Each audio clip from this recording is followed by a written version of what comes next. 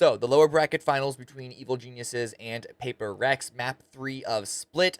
It looks like Evil Geniuses are going to take this one. Not only is this their map pick, with the double duelist comp that both of these teams are looking at, you sort of think that there's going to be more of an attack-sided preference, but with 8-4 off of their own defensive side, Evil Geniuses, it all looks like they're on the inside track to take this one, go up 2-1 in this best of 5 series. However, Paper Rex are able to turn this one around by playing, as we all know and love, aggressive on the defensive side. Intelligently aggressive, but aggressive nonetheless, getting in front of whatever Evil Geniuses might be trying to cook up on their own attacking side. And so I wanted to break through a couple of my favorite rounds that really illustrate how Paper Rex were able to come back in such a strong way, winning 9 rounds on the defense. Now, the first round that I want to look at is going to be the bonus round of Paper Rex's defense. They already won the pistol and the follow-up, and so while Evil Geniuses has 5 rifles coming into this, Paper Rex have 2 SMGs, 1 Marshall. They do have a Phantom buy, and they have an operator onto Forsaken. Forsaken was able to farm up so much money from those first 2 rounds that he's able to buy this big old gun into round number 3 of this half, and this is something that is likely unexpected by Evil Geniuses. Now, Paper Rex opened this up by an aggressive push down mid. They have a flash with Jing, satchel charging behind it, and not only does this get them initial space, initial area of control, it gets them some information where people are and people, well, in this case, where people aren't. Jing also has the SMG, and so trying to get up close and personal is where you want to take engagements with that weapon, and that satchel charging right into your opponent's face is a really, really good way to do that on Raze. But because they know that no one is at mid, the hit's likely going to be either here or here, Forsaken actually pushes forward, tries to get in front of any push, and is able to get the first frag onto Demon 1, backs away immediately so he can't get traded, and now Paper Rex have the 5 versus 4 advantage. And with that advantage, Paper Rex didn't need to make any plays of their own. They just waited for Evil Geniuses to try and make the first move and trade things back, whether it's go for an actual trade of man or even just try and set themselves up in more established map control for an established push. Either way, when you have the advantage, you want to let your opponent make the move because they're not going to have as many tools as you do and you can easily counterplay off of it. And so, as you can see with the exchange of positioning here, we have the operator now in a mail room, and there is Jing, of course, also holding out an elevator. So they have some presence at mid, despite not holding a lot of control. However,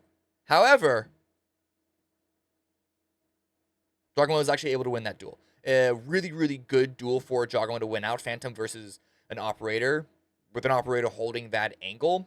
And I think it was such a surprise that Jing wasn't even, he's not in a position to be able to swing out and try and go for that trade immediately. So instead, he is going to play this one a little bit slow and just sneak up and really just hold that angle into mailroom. He sees that there is a Doombot, or rather hears that there's a Doombot, but is calling out, hey guys, no one's coming into this position. They're not trying to capitalize on the space that they were able to create by killing Forsaken. And with the follow-up information that this tandem garage push is getting them, there's no one here. They know that it's going to be a setup for A. It's a slow walk through sewers because Evil Geniuses doesn't want to give information. And so Jing, after a couple of moments, just making sure, double, triple checking that it is going to be, that it's not coming up through mid. He's going to be rotating quickly into a tower. And now the utility is coming down, Jing's position, and again, he has the SMG. He's going to want to be playing up close and personal. He's playing in front of multiple pieces of utility, whether it's his own, whether it's his teammates. He's causing a lot of chaos by not even allowing Evil Geniuses to get onto the site in a proper established way. Jawgemo does trade out a couple of more kills on his own with his weaponry, but in the end, he's ultimately surrounded. And it's these aggressive moves by the Raze playing off of the initial contact from the operator of the jet that allow Paper Rex to continue to swing the rounds back into their favor and get the bonus round. Next round I want to look at is round 17, and this is a very, very fast one. It starts off with some utility being played out onto the A side, but very quickly Paper Rex realizes that it's not going to be a quick A hit. Jing rotates towards mid, and this is where EG attempt to take mid control. A lot of resources put this direction. The Wolf discovers Jing, and Jawgemo tries to follow up. As you can see, bullets whizzing over the top of Jing's head as he's just barely able to get out of there. But in response, already, again, very aggressively, very up-tempo, these two players here from Paper Rex Devi and CGRS are pushing out to try and find information. And even though they pass by Com, neither of the two teams recognizing each other, the amount of information that Paper Rex are getting off of this slow walk push is absolutely huge. Jing does get a kill here at Jawgamo, and also already, okay, at this point, even before this kill happened here, Evil Geniuses, they have control of mid, right? And then with all of these guys over here, they're getting information that it's not going to be A.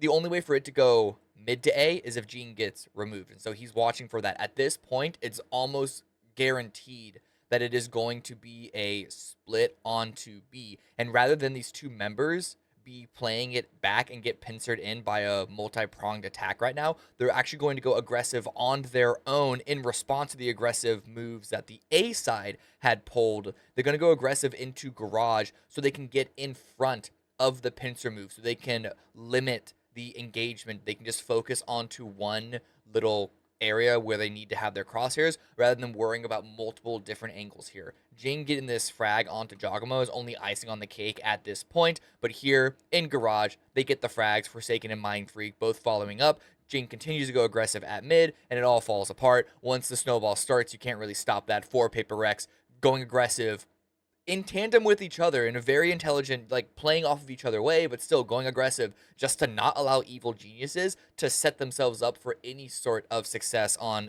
a site take.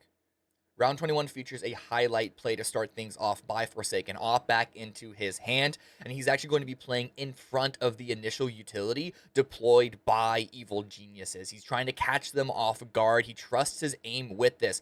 Even when there's going to be a bird flying into his face, there's going to be some paint shells that fly into his face. He is trusting in his aim, and he's even going to swing back out. He dashes away, giving Evil Geniuses the expectation that he's just going to be a one and done, and he swings back out to catch them off guard twice in one initial peek on the defensive side.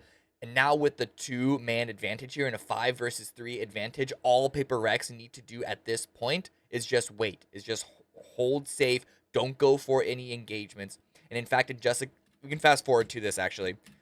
At this point, it's all about playing to maintain your advantage. And so CGRS here, playing in a tower, does spot out Com, but is not going to go for the fight. Just go for the information. Really, the job right now is to stay alive and keep the Evil Geniuses players pinned in. You can give them some area of the map, but as long as they don't really have quick access onto the spike plant, onto the spike site, then that's really not much of a loss on your end. Keep control of the important parts, which are the crossfire lines onto the sites, which is why you see Devi holding out in elbow. And now that they know that it is going to be an A push, you see the rotate coming in from the defender spawn. You even see Gene coming in through mid.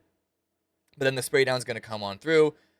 Easy cleanup for the rest of them. It was definitely a really, really strong follow-up in the sense that it was a flawless for Paper Rex. But what's good is that despite having the aggressive opening by Forsaken, they didn't sort of lean into continuing to go aggressive with the advantage. They flipped the script, had the advantage, and then played passive. Because we all know that the disadvantage to playing aggressively is that you're able to give your opponent a fight to win in the same way that you're trying to give yourself a duel to win out when you go aggressive. And when you already have the man advantage, the risk reward is not worth it nearly the same way that it is when you're at an even manpower.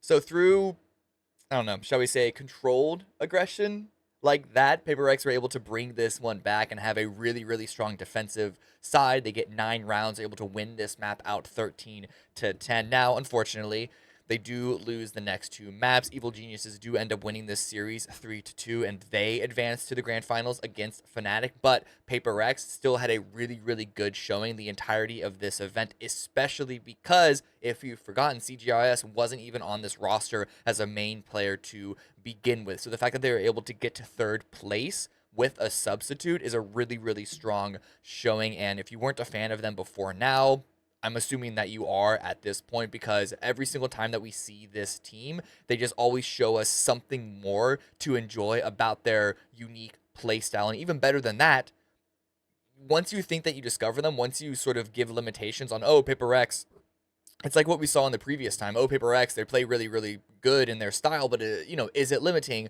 Every time we see them again at global events, they're always able to add some new level onto it. They're always growing, they're always improving, always adapting, but they're doing so in their own style. They're not just trying to copy the other teams, the other best teams from whatever regions that they might be. And having a unique identity is one of the best ways to not only just be an entertaining watch, it's also the best ways to make sure that you can continue to compete because no one can do what you do as well as you can do it. So, right? Yeah, that's something. Anyway, thanks for watching. Those are my thoughts on Paper Rex. I really like that match in particular. Don't forget to like and subscribe, and I'll see you next time.